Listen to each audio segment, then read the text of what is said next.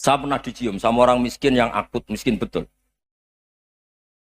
Itu tak ajarin, Anda ini lebih hebat ketimbang orang-orang kaya. Misalnya gini, misalnya ada komunitas rektor atau kiai besar. Saya ini kata orang banyak termasuk kiai besar. Mungkin kalau pinjam uang itu karena mau beli mobil, aksesoris mobil, karena kita kiai top atau rektor atau orang-orang top.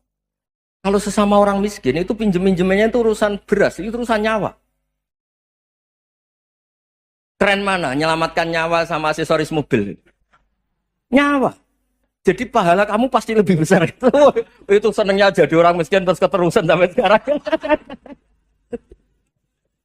Itu, lo coba kalau menteri sama menteri, rektor sama rektor, kira-kira pinjamannya apa Pak Arso? Kan kalau mau beli mobil atau mau umroh VIP, pokoknya yang keren-keren. Kalau orang miskin pinjam karena apa? Makan kan, beras kan. Makanya kalau yang sedang miskin monggo lah, kalau ingin terus kan. Maksud saya Islam tuh seenak itu. Islam tuh segampang itu. Sudahlah yang sedang miskin ya keren. Karena sekali sosial tuh urusannya apa? Nyawa. Tapi kalau miskin semua ya Indonesia bisa tutup kan. Ya sudah yang kaya-kaya itu saya menyelamatkan Indonesia karena bayar pajak yang menjadikan Indonesia berjalan. Tapi ya dipakai yang benar. Nah, begitu seterusnya. Ada kiai miskin cerita ke kita. Terus enak jenengan alim, terus punya santri banyak, bisa ngajar di mana-mana. Saya bilang, hebat kamu. Dia hidup di daerah tertinggal. Itu yang diajarkan kan hanya tauhid. Kan nggak mungkin desa tertinggal baca fikih perbandingan madhab. Kan nggak mungkin. Kalau yang kayak Pak Fajar, Pak Sadali kan nggak mungkin. Fikih perbandingan apa? Madhab. Menyorot madhab dunia. Gaya engke-engke itu kan nggak mungkin. Tapi pertanyaannya, yang menyelamatkan masuk surga itu tauhid apa perbandingan madhab? Tauhid. Ini hanya mengajarkan fardu kifayah sunat-sunat. Ini Anda mengajarkan fardu ain. Surganya dulu kamu. Oh terus senangnya jadi kayak gitu. Karena yang diajarkan apa? Tauhid. Sementara kita yang gaya-gaya ini. Ajarkan perbandingan apa? Madhab, studi banding ke Al-Azhar kemana-mana. Ini enggak, tauhid. Dari orang nyembah pohon jadi nyembah Allah Ta'ala. Keren enggak? Keren. Jadi terus kiai desa sama saya senangnya bukan karena tak bela. Tapi ada yang agak kurang ajar tanya saya. Kalau itu hebat kenapa Gus gak mau jadi kiai desa? Waduh. Wah ya repot kalau pertanyaan. Terus tak jawab, kalau saya jadi kiai desa, kamu ngangsu ilmu dari mana coba? Ya dari jenengan, ya kalau sama gobloknya ada bisa. Ya sudah, Gus aja yang jadi kiai besar. Maksud saya, ya sudahlah kita begini seperti yang saya ajarkan di sini, saya sarankan supaya orang itu tahu. Nah, ini namanya diroyah, apa? Makanya kata Imam Ghazali itu kalau kamu ingin sopan gampang melihat anak kecil, wa aqallu minni dzamban, dia dosanya lebih kecil. Karena masih kecil kan, tentu secara dosa enggak banyak. Kalau melihat orang yang tua, wa aktsaru minni ibadatan, dia tentu ibadahnya lebih banyak karena umurnya lebih banyak. Sehingga terus semua orang lain tuh di depan kita itu hebat. Ya semua orang lain sama misalnya Pak ini rektor, Pak Fathul Wahid rektor, tanggung jawabnya lebih banyak, berarti pahalanya lebih banyak. Tapi sama, ketika melihat Nyon Sewu melihat pegawainya yang secara lahir di bawahnya, ini tanggung jawabnya enggak banyak, pasti salahnya juga enggak. Itu yang diajarkan Rasulullah SAW, sehingga enak. Tapi kalau kita melihat orang lain selalu salahnya, itu pecundang. Allah saja tidak seperti itu kan, amal baik ya ada khairan, amal buruk ya ada saron, semuanya dilihat oleh Allah Subhanahu wa Ta'ala. Saya itu punya teman Gus, agak beling, agak seenaknya. Dulu miskin. Wah itu seenaknya betul. Kayak kenal Tuhan sudah. Tak tanya, kenapa kamu seenaknya? 1 bulan tuh labanya bisa 200 juta sampai 500, sampai 1 miliar. Saya itu Gus, setelah duha itu perkembangannya bagus. Sholat duha itu. Saya pernah miskin kan kata apa? Ingkana rizki fisama apa? Wa ingkana qalilan ya kalau fisama fa'anzilhu terus wa ingkana qalilan fakasirhu kalau sedikit perbanyak. Ini trennya sudah benar semua. Nah, wa ingkana apa ya haroman fatahirhu. Kalau haram yang kau sucikan. Makanya saya seenaknya kalau qalilan sudah fakasiru paling trennya yang enggak benar juga fatahiru kata Mas. Dia yakin kalau yang enggak benar-benar sudah disucikan Allah karena yang lain-lain sudah Dari miskin sudah kaya, qalilan sudah fakasiru. Paling yang haroman juga sudah fatahiru gitu. Tak tanya, lah kamu kok tahu? Polanya sudah ada Gus, karena sang Wah, kamu sembrono sama Tuhan kok begitu kan? Tapi apapun itu seneng saya. Seneng saya sering salah teh, makanya saya mohon yang sekarang miskin sedang miskin itu ya ndak usah nyesal banget-banget. Kalau ingin kaya monggo lah, namanya orang juga ingin. Tapi Anda harus bangga. Sosial antar kalian adalah urusan nyawa dan itu pahalanya luar biasa. Supaya kita, nah yang kaya-kaya juga boleh GR lah karena pembayar pajak. Dan itu bisa menyelamatkan apa? Indonesia Raya. Begitu seterusnya. Itu yang diajarkan Nabi, antawadhu hatta la yabghiya ahadun ala ahadin. Kamu semua harus tawadhu sehingga antar kalian tidak saling tidak sopan, tidak saling liar, tidak saling mendolimi. Termasuk tadi sikap gak jelas tadi.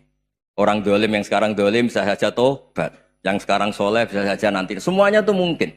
Kita diajari ya muqallibal qulub tsabbit qalbi ala dini. Jadi keliru kalau kita dalam banyak harus tegas, gak mesti. Al halalu bayyinun wal haramu bayyinun. Tapi ada wa bainahuma umurun mustabihat. Ada yang wilayahnya itu abu-abu. Misalnya ada perempuan cantik misalnya, contoh paling gampang. Kalau kamu ajari secara serius, kamu bisa aja tergoda jadi fitnah. Jadi kalau orang soleh gak berani ngajarin, kemudian digunakan orang fasik, malah menjadi orang nakal, kita juga tanggung jawab. Kamu mau tegas gimana? Wilayahnya sama-sama mungkin. Wilayahnya sama-sama mungkin. Yang dekat pejabat mungkin terkontaminasi KKN. Tapi kalau pejabat gak dekati orang soleh, punya perilaku yang gak soleh, yang repot juga Indonesia kan? Nah hal-hal seperti itu kita tidak perlu ngambil sikap. Maksudnya nggak usah ngambil sikap, ya kita buktikan kalau milih satu madhab, kita buktikan semuanya lebih baik, semuanya lebih bermanfaat, semuanya lebih berperadaban. Karena nggak bisa dihindari wabena humai. Termasuk nyuwun sewu, saya mohon maaf sama mulai Pak Harso, Pak Lutfi sampai Pak Fathul Wahid. Saya ini termasuk kiai yang nggak suka dekat sama orang-orang top. Bukan karena hasud. Memang konstitusi kiai harus gitu lah, tamud dan na'inaika. Kenal orang lebih tinggi itu kan resiko. Misalnya saya kiai desa, mungkin punya keri tua sudah seneng, punya kijang tua sudah seneng. Gara-gara kenal Pak Wahid naik Kempri, waduh kok saya kalah itu. Kenal orang itu kan resiko.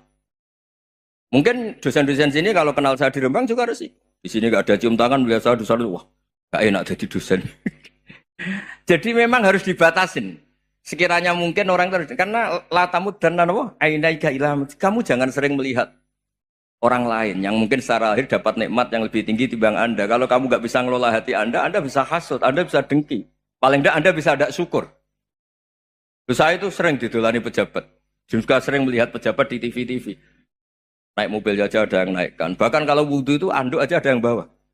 Itu kalau yang nggak kuat, weh naik jadi pejabat. Ya makanya terus konstitusi kiai itu mengatur, sudahlah. Mata kamu itu kamu batasin.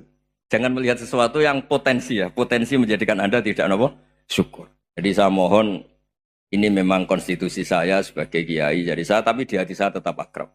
Saya doakan semua untuk UI, untuk semua orang Indonesia kita doakan. Kita ingin semuanya tambah baik, tambah. Tadi katanya mau naik kelas ya.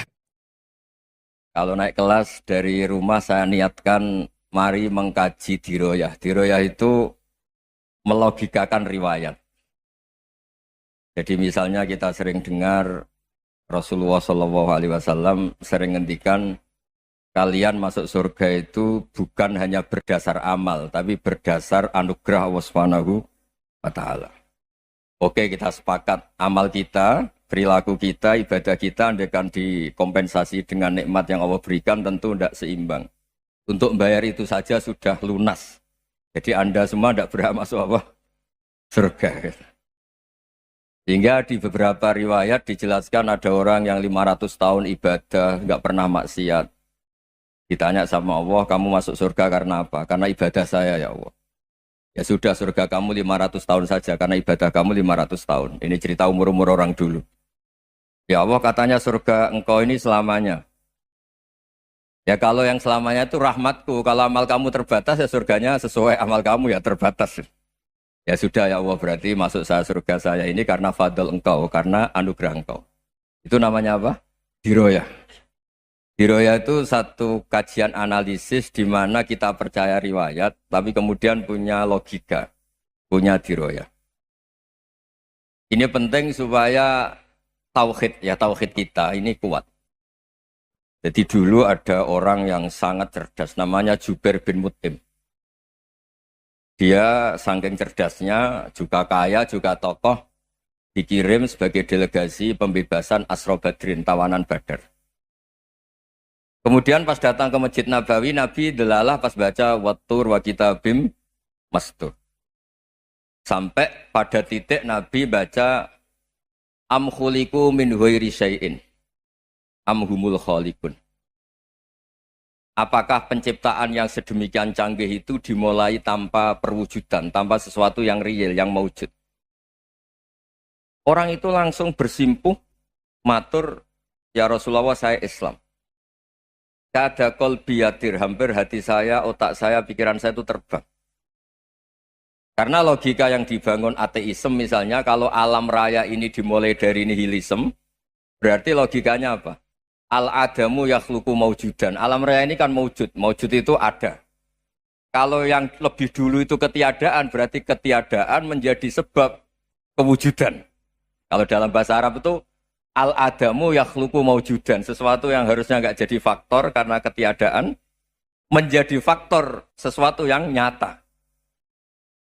Itu kan nggak masuk akal. Ya, kalau alam raya ini ada al-adam sing yasbiku maujudan, berarti alam raya ini al-adamu yakhluqu maujudan, suatu yang tidak ada menciptakan yang ada. Dengan logika itu terus kita ngaji, diajari sama guru-guru kita, sifat dasar Allah itu maujud. Wallahu maujudun qadimun. Terus masuk. Yang harus distatuskan pertama dari Allah itu apa? Maujud, wujud. Karena dengan wujud ini layak menjadi penyebab adanya alam raya ini. Sehingga ketika kita menolak faham nihilisme atau ateisme, faham tanpa Tuhan, tanpa pencipta awal, kita punya diroyah. Bahwa tidak mungkin ketiadaan ini menjadi sebab perwujudan alam raya ini.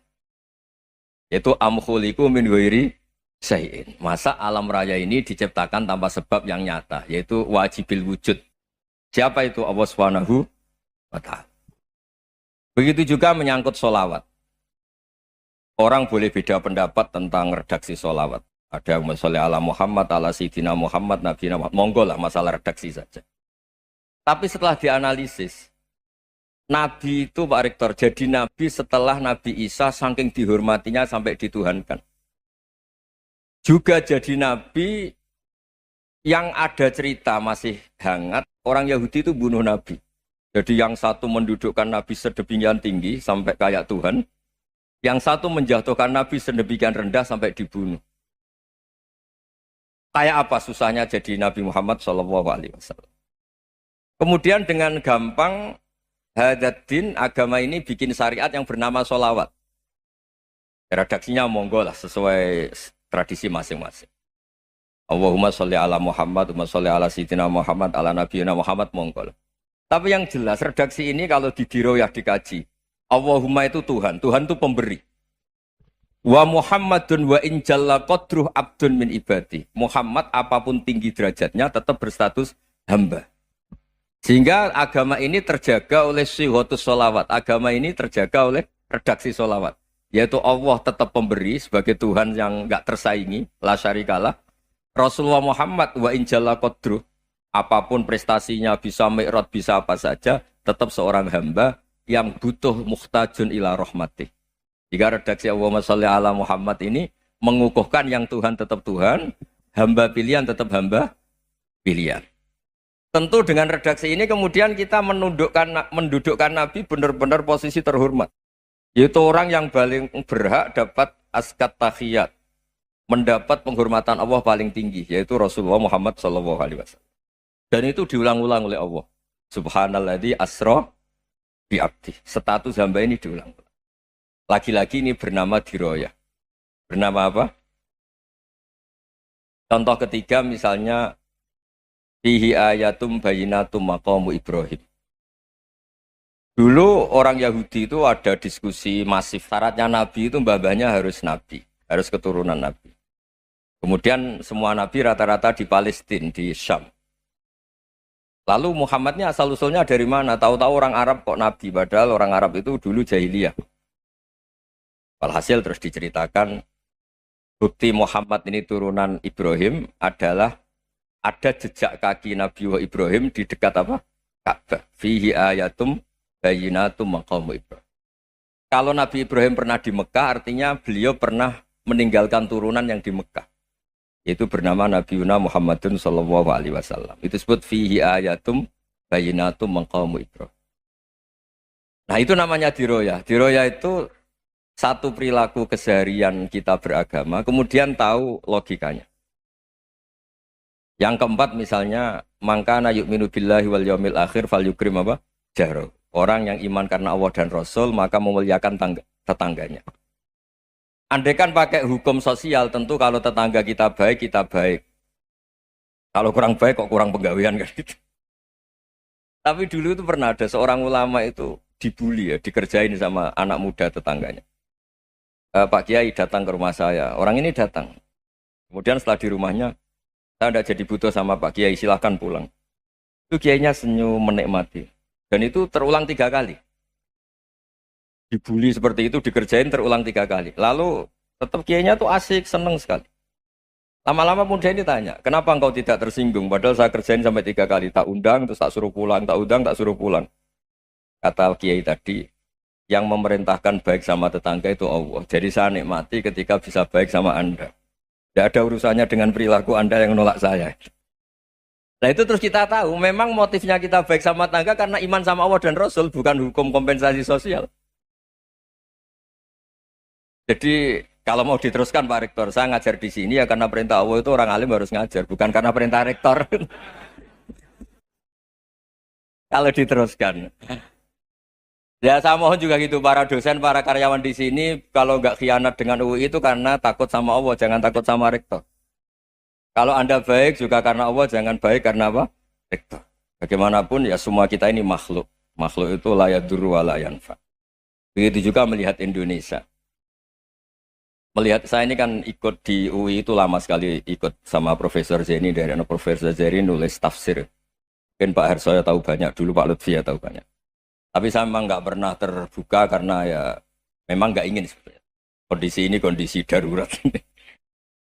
Sehingga saya tahu cara berpikir Profesor Zaini, ya tahu komitmen beliau pada UI. Dan pendiri UI memang ya banyak yang dari tokoh NU, Muhammadiyah, dari tokoh-tokoh ormas yang lain memang didirikan banyak orang. Hingga UI memang nggak milik ormas apa tertentu.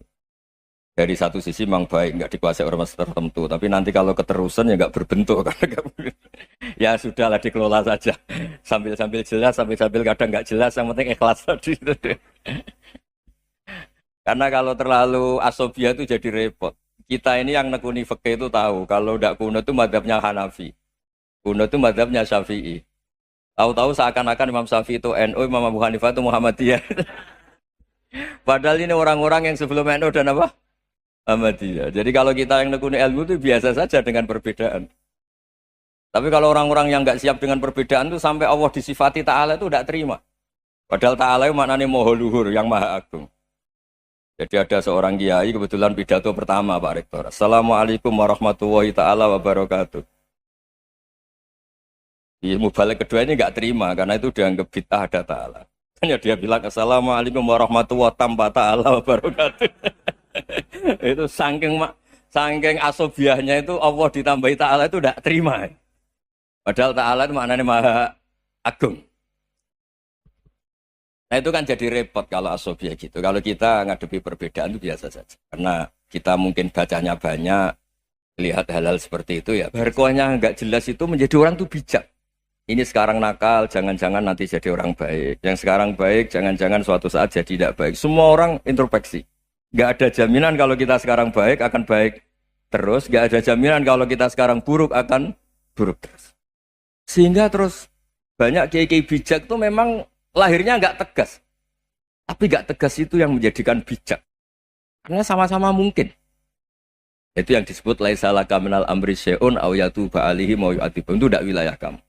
Ketika Allah mengomentari orang munafik juga wa yu'adzibal munafiqina insya'a aw yatub. Bisa saja ada yang disiksa, bisa saja ada yang dikasih tobat. Karena pola yang kita analisis itu semuanya menurut kita, bukan menurut kemaslahatan orang apa. Saya punya sekian contoh cerita. Orang yang sowan kiai baik-baik, mungkin bawa gula atau salam tempel, tidak tahu lah. Itu tidak mesti jadi wali. Tapi kali Joko yang kenal Sunan Bonang, itu kenalnya itu karena ingin begal. Malah jadi wali. Tapi tidak usah dicoba. Umar itu nyari Nabi itu mau dibunuh. Tapi malah tobat jadi orang baik. Jadi ini penting ngaji ya, supaya tidak tegas itu, tidak jelas itu kadang baik. Nah termasuk saya juga termasuk dia yang milih tidak jelas. Saya sering gojlok ini, Fajar Hadili ini murid-murid saya sering saya gojlok. Kalau semua sistem pendidikan kayak kampus, kayak UII, kayak UIN semuanya, itu sistem yang bagus karena tertib, jam kuliahnya jelas, mata kuliahnya jelas. Kalau di pesantren itu Pak Arso itu nggak tertib, tapi justru itu enak ketemu di jalan orang berani tanya. Nah, ini kalau mbak-mbak misalnya menstruasi, mau belajar haid nunggu semester berapa baru tahu. Itu bisa sekian tahun nggak sholat karena nunggu pelajarannya baru diterangkan. Mau haji juga gitu, nunggu mata pelajaran haji. Kalau nggak jamnya, nggak mau dosennya ngajarin. Ya, kalau kiai kan nggak ketemu di jalan, tanya dijawab.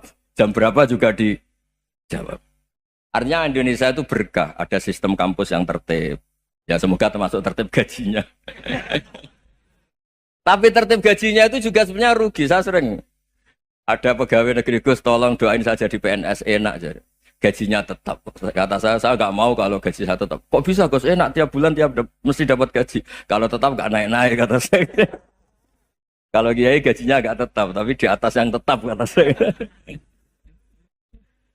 Artinya Indonesia itu berkah. Kalau semuanya pakai sistem pendidikan setertib ini, orang mau tanya haid ya nunggu pelajaran haid.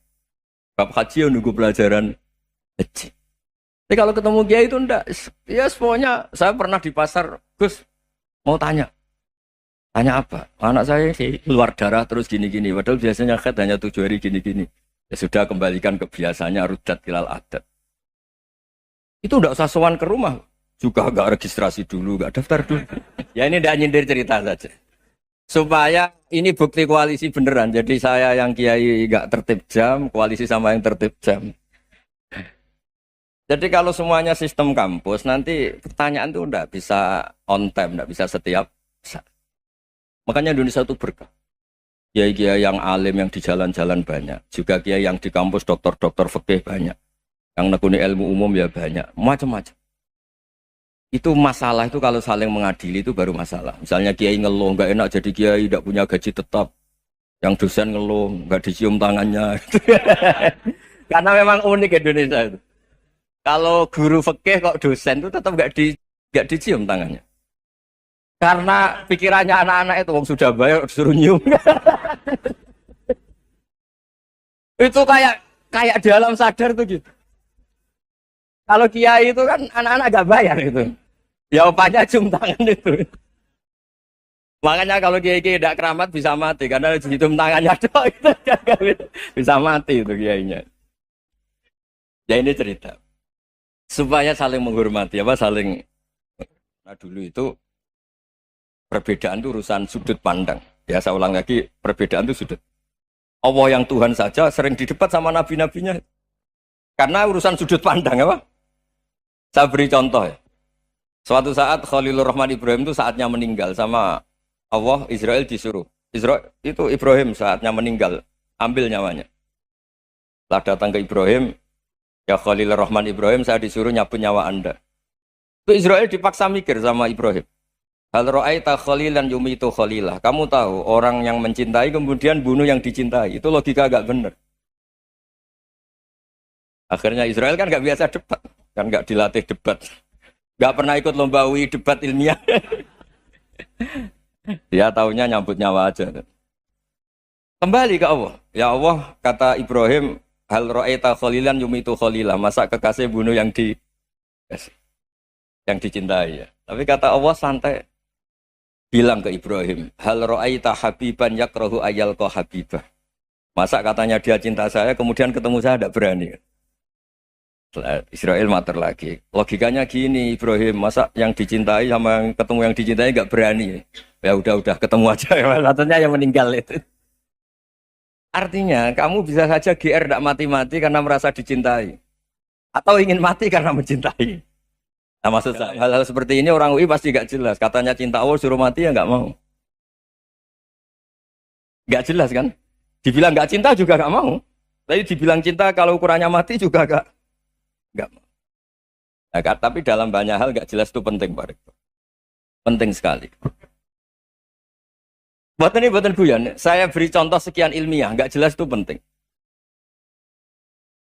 Rasulullah Shallallahu Alaihi Wasallam itu dalam banyak hal itu disuruh Allah, memang disuruh supaya ngambil sikap seperti itu. Karena Allah itu punya otoritas penuh untuk bikin orang itu baik atau tidak baik. Wahsy itu yang membunuh Sayyid Hamzah, orang paling dicintai Nabi di antara yang dicintai Nabi. Qatalahu Wahsyun, dibunuh oleh Wahsy. Nabi secara basarnya itu nggak suka sama Wahsy. Sampai cara lahir ya ingin corong Jawa ingin masuk nol. Tapi apa kata Allah? Laisa laka minal amri syai'un aw yatuba alaihim aw yu'adziba. Itu tidak wilayah kamu Muhammad. Malah Wahsy dikasih tobat sama Allah. Khalid bin Walid. Itu perang Uhud kalah itu karena ide brilian Khalid bin Walid. Pas itu masih panglima kafir. Yaitu pura-pura kalah, ghanimah dilepas, sahabat turun, pasukannya naik, walhasil orang Islam kalah. Khalid bin Walid akhirnya juga masuk Islam. Orang yang secara basariah Nabi itu gak siap. Kebalikannya juga ada. Sa'labah itu orang sampai gelar hamamatul masjid. Ini pas ngaji mesti ingat. Salah. Dia di masjid terus.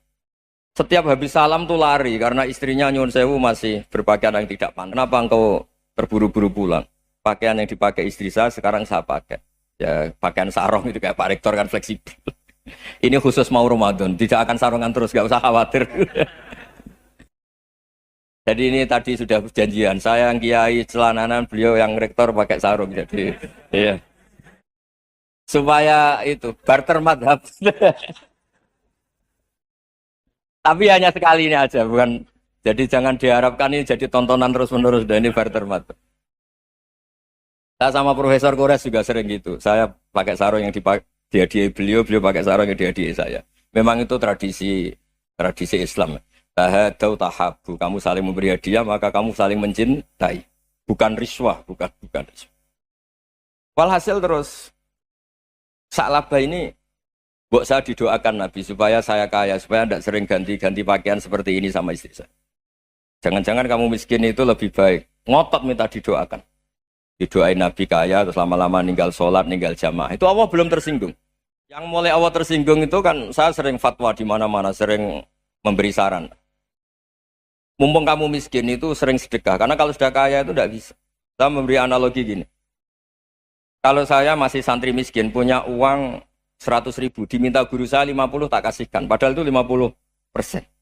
Punya 2 kambing kurus. Diminta guru saya 1 pasti tak kasihkan. Padahal itu 50%. Jadi kalau punya sapi Brahman atau sapi limusin yang harganya itu 100 juta. Punya 2. Diminta 1 boleh enggak? Tidak boleh. Saya punya motor butut 2, diminta teman saya 1 boleh. Tapi kalau Davidson Harley itu nggak boleh. Nah, walhasil itu kalau kita miskin, misalnya kita zaman kuliah atau zaman mondok atau zaman apa saja, punya uang 100.000, nartik temannya sampai 50.000 kan biasa. Tapi setelah 1 miliar, berani nggak kamu kasihkan 500 juta? Sama-sama 50%. Enggak kan? Nah, Sa'labah gitu, ketika zakat masih per 40 kambing 1 kambing itu sebenarnya kan masih ringan. 41, 82. Kambingnya itu sudah mabenal jabalen. Barang dihitung zakat karena sudah ribuan, jumlahnya sampai 400 kambing. Banyak lah pokoknya. Terus kata Sa'labah, ini pemerasan. Karena jumlahnya besar. Allah tersinggung karena nabinya dianggap narik zakat itu dianggap khorot, dianggap pemeras. Allah tersinggung kemudian fa'aqobahum nifakon fi qulubihim ila yaumil. Dia ditakdir munafik. Semenjak itu terus tadi kembali gak jelas tadi. Jadi kalau makanya itu pakar-pakar akhlak ya, pakar-pakar etika peradaban. Itu tertampar betul ketika Nabi urusan ilmu itu mengabaikan itu kalau sudah urusan ilmu. Misalnya begini, ada urusan ilmu, ada mbak-mbak cantik atau ibu-ibu cantik. Itu dalam Islam itu diajarkan jangan sopan-sopan banget. Kata Nabi, karena kekuatan ilmu itu di atas kekuatan akhlak, di atas kekuatan adab. Ya nisa an-nabi lastunna ka ahadim minan nisa. Ini taqaituna fala takhdu'na bil qaul. Faya tama alladhi fi qalbihi maradun. Misalnya ada babak cantik, menarik. Kemudian sopan misalnya sama Pak Fajarin sama dosen-dosen. Monggo binara. Wah itu bahaya pikirannya kemana-mana. Ya. Orang yang imannya pas-pasan, wih berarti mau. Maksud saya kalau cantik, menarik ketemu di jalan, biarin aja dosennya mau kemana, biarin aja. Gak usah dihormatin. Kalau dihormatin, Pak mau kemana sadarian mau bisa bahaya ya. Nah, biarin aja. Kalau tanya, Dek ini alamatnya mana? Cari sendiri Pak. Karena hanya dengan cara itu, si Pak dosen ini gak kepikiran. Gak ada orang suka, orang kedus itu gak akan. Tinggal sudah cantik, sopan. Wah bisa pikirannya macam-macam. Itu ilmu. Fala takhdu'na bil qaul. Kamu jangan terlalu lirih kalau ngomong. Fayat ma'alladzi fi qalbi maradun. Orang yang pikirannya masih kotor pasti berpikir yang negatif. Anda mungkin demi sopan sama dosen Anda. Tapi sejauh mana dosen Anda juga berpikir positif. Itu kan uji iman sama uji nyali. Nah, sama pejabat yang sopan sama kiai mungkin punya Alphard, punya Robicon, punya terus bawa uang banyak. Terus sama kiai cium tangan hormat. Jangan-jangan kiainya yang pikirannya macam-macam. Ini berarti bisa jadi muhibbin potensial misalnya. Nah, saya ini termasuk kiai yang pengagum ilmu. Sehingga saya sama orang yang medit, yang kikir sama saya itu saya senangnya bukan main. Kenapa? Karena kalau orang medit itu gak berhak. Kalau orang lomo 1 juta minta surga, 2 juta ya minta apa? Surga. Gus, salam template. 200.000 aja kadang minta surga. Tapi kalau yang kikir-kikir ya sudah salaman tok sudah. Gak minta apa-apa kan dia tahu diri, gak bayar kok minta. Maksud saya Islam itu luas, dinikmati saja Pak. Dinikmati saja. Nah itu diroya, maksudnya itu diroya. Diroya itu kamu tahu aturan Islam itu kamu harus yakin khairihi wa syarrihi minallah. Semua itu ujian, tapi kemudian dikaji. Makanya saya ini termasuk pengagum Imam Syafi'i. Imam Syafi'i itu dikasih tahu. Ada orang yang di depan engkau cium tangan hormat tuh di luar ngomong-ngomong, ngata-ngatain Anda. Imam Syafi'i tertawa-tawa sewenang. Loh, ada ini dikata-katain di luar kok. Kok tidak kamu anggap munafik malah tertawa. Berarti saya wibawa, di depan saya nggak berani. Dianggap enteng saja. Dibilangin, sebagian orang kampung sini nggak suka sama engkau. Baguslah, tidak akan pinjam uang sama saya. Di mana-mana orang pinjam minta tolong itu karena seneng. Kalau benci kan enggak. Intinya dianggap enteng saja. Yang terjadi di dunia itu semuanya dianggap enteng saja. Man asa ilaika faqat atlakoka. Yang berburuk sama kamu itu membebaskan kamu. Coba kalau akrab, titip. Ya misalnya akrab sama Pak Fajar. Bilangkan ke Pak Rektor, sangkat tuh jadi guru tetap atau apa kan ribet. Kalau tidak cocok kan nggak minta apa-apa. Makanya hati-hati Pak Rektor sama yang akrab-akrab itu. Itu dulu saya juga nggak paham. Di antara wasiat Bapak yang sering diulang-ulang tuh itu. Suatu saat kamu jadi kiai, ngelola orang nggak seneng tuh gampang. Sudah, situ orang lain. Tapi kalau ngelola orang nggak orang seneng tuh repot. Mintanya aneh-aneh. 100.000 aja minta surga. Hanya teman tenis saja minta naik jabatan. Intinya itu ya sudahlah dikelola. Yang seneng ya berkah, mungkin teman berjuang, teman diskusi. Yang nggak seneng ya berkah, karena ini tidak minta macam-macam, tidak seneng. Nah itu namanya diroya. Diroya itu satu kajian keilmuan yang menjadikan kita ini nyaman dengan riwayat-riwayat panduan-panduan dari Rasulullah Shallallahu Alaihi Wasallam kayak tadi. Kenapa sih tentang baik sama tetangga, baik sama tamu? Hitung-hitungannya itu mangkana yu'minu billahi wal yaumil akhir. Ya, Assalamualaikum warahmatullahi wabarakatuh.